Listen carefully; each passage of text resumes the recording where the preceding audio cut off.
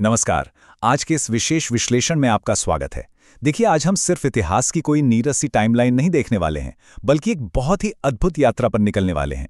एक ऐसी यात्रा जो हमें वास्तुकला, गहरी आस्था और कभी न टूटने वाले मानवीय संकल्प के बिल्कुल केंद्र में ले जाएगी। जी हाँ, आज हम बात कर रहे हैं गुजरात के तट पर स्थित भव्य सोमनाथ मंदिर की। इस विश्लेषण के जरिए हम ये समझने की कोशिश करेंगे कि आखिर कैसे पत्थरों से बनी एक संरचना सिर्फ एक ढांचा न रहकर एक जीवित, धड़कता हुआ सांस्कृतिक प्रतीक बन जाती है। तो चलिए सीधे मुद्दे पर आते हैं। एक बहुत ही दिलचस्प सवाल है जिस पर यह पूरा विश्लेषण टिका है। आखिर एक तीर्थ को शाश्वत बनाता क्या है? ये अपने आप में एक बड़ा विरोधाभास है। हमारे सामने एक ऐसी भौतिक संरचना है जिसे इतिहास में 1 या 2 बार नहीं बल्कि 6 बार पूरी तरह से नष्ट कर दिया गया। लेकिन फिर भी अगर आप देखें तो आध्यात्मिक और सांस्कृतिक रूप से ये कभी नहीं मिटा, ये हमेशा स्थायी रहा। जरा सोचिए, ऐसा कैसे संभव है कि जो चीज बार बार टूटती है वो अपने मूल स्वरूप में बिल्कुल अजेय बनी रहती है? आज हम इसी अद्भुत कहानी की तह तक जाएंगे। आइए अपनी इस यात्रा के पहले पड़ाव की ओर चलते हैं, सौराष्ट्र का बुलावा। जरा कल्पना कीजिए, आप भारत के पश्चिमी तट पर हैं, गुजरात के सौराष्ट्र में, जहां अरब सागर की लहरें जमीन से जोरों से टकराती हैं। यहाँ की पौराणिक कथाएं आपको इस जगह से बहुत गहराई से जोड़ देती हैं। ये परिदृश्य केवल एक भौगोलिक स्थान नहीं है, बल्कि एक अत्यंत पवित्र भूगोल है। स्कंद पुराण और शिव पुराण जैसे हमारे प्राचीन ग्रंथ बताते हैं कि ये वही स्थान है जहां चंद्रमा यानी सोम ने अपना खोया हुआ प्रकाश वापस पाने के लिए घोर तपस्या की थी। जब एक श्राप के कारण उनका प्रकाश छिनने लगा तो वे इसी प्रभास क्षेत्र में आए। उन्होंने यहाँ सरस्वती नदी और समुद्र के संगम पर स्नान किया और भगवान शिव की आराधना की। उनकी इस भक्ति से प्रसन्न होकर शिव ने उन्हें उनका प्रकाश लौटाया। इसीलिए यहाँ शिव को सोमनाथ या चंद्रमा के भगवान के रूप में पूजा जाता है। सच कहूं तो ये कथा अंधकार से प्रकाश की ओर जाने का एक बहुत ही शक्तिशाली प्रतीक है। और ये चित्र इस बात को बहुत ही खूबसूरती से दर्शाता है। ये है सोमनाथ ज्योतिर्लिंग। आपको बता दूं, पूरे हिंदू धर्म में कुल 12 पवित्र ज्योतिर्लिंग हैं और सोमनाथ को उनमें से सबसे पहला माना जाता है। ये भगवान शिव के पहले दिव्य प्रकाश का भौतिक रूप है। आज भी जब कोई तीर्थयात्री यहाँ आता है तो उसकी यात्रा का अंतिम गंतव्य यही प्रकाश होता है। ये सिर्फ पत्थर की कोई मूर्ति नहीं है, ये उस ऊर्जा का प्रतीक है जिसने इस स्थान को हजारों सालों से जीवित रखा है। अब आते हैं हमारे दूसरे भाग पर, विनाश और पुनर्जन्म के चक्र। अगर हम निष्पक्ष होकर इतिहास के पन्नों को पलटें तो ये केवल भक्ति की कहानी नहीं है, ये सदियों की राजनीतिक उथल-पुथल और विनाश के चक्रों की भी कहानी है। 1026 ईस्वी में महमूद गजनवी का वो प्रसिद्ध आक्रमण हुआ। फिर सदियों बाद 1706 में मुगल सम्राट औरंगजेब ने इसे नष्ट करने का फरमान जारी किया। लेकिन जो चीज़ इस कहानी को सच में खास बनाती है वो विनाश नहीं है, वो है बार बार उठ खड़े होने की अटूट इच्छा। 1782 में मराठा रानी अहिल्याबाई होलकर ने पास ही एक मंदिर बनवाया ताकि पूजा कभी न रुके। और फिर 1947 में आज़ादी के बाद सरदार वल्लभ भाई पटेल ने उसी स्थान पर इसे फिर से बनाने का दृढ़ संकल्प लिया।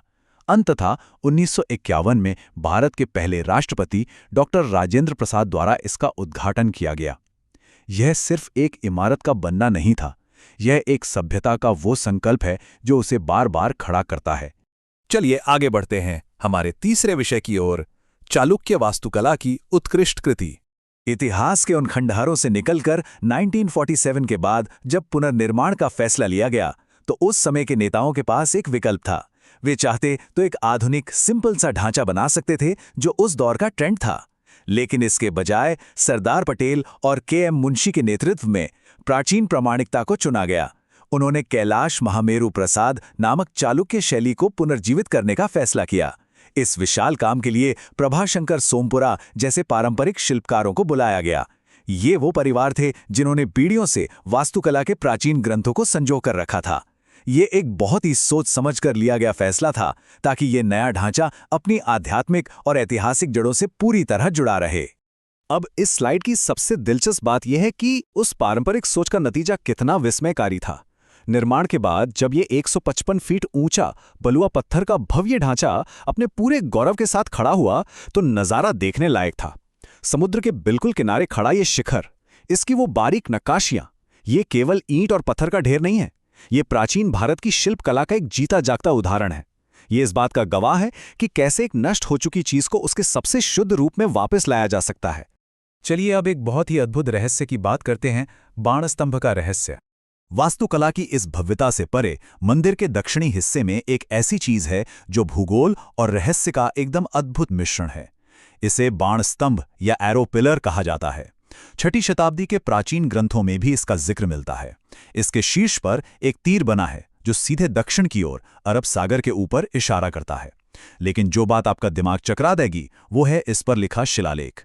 इस शिलालेख के अनुसार इस बिंदु से लेकर सीधे दक्षिणी ध्रुव यानी अंटार्कटिका तक एक सीधी रेखा में जमीन का कोई भी टुकड़ा नहीं है।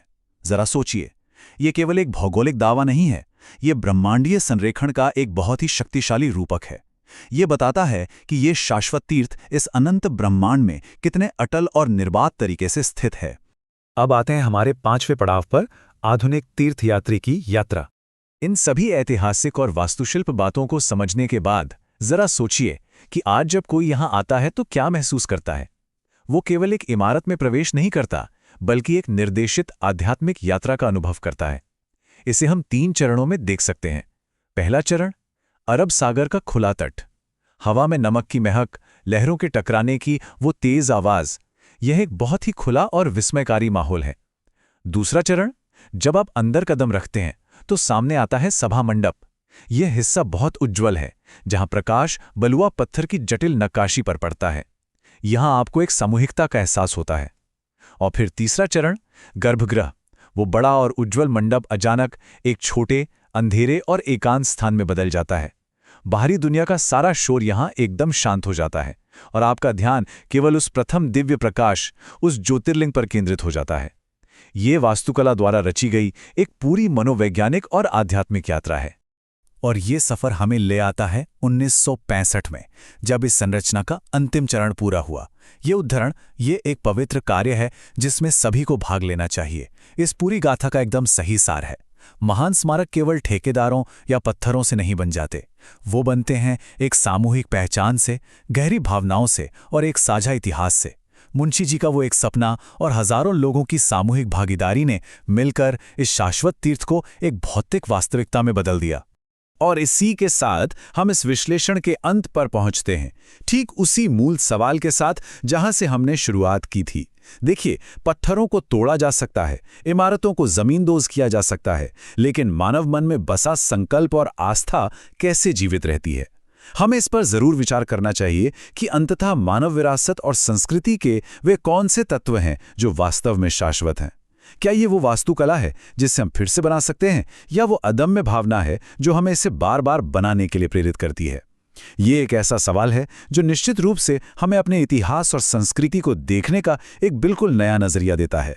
आज के इस विश्लेषण में हमारे साथ जुड़ने के लिए आपका बहुत बहुत धन्यवाद।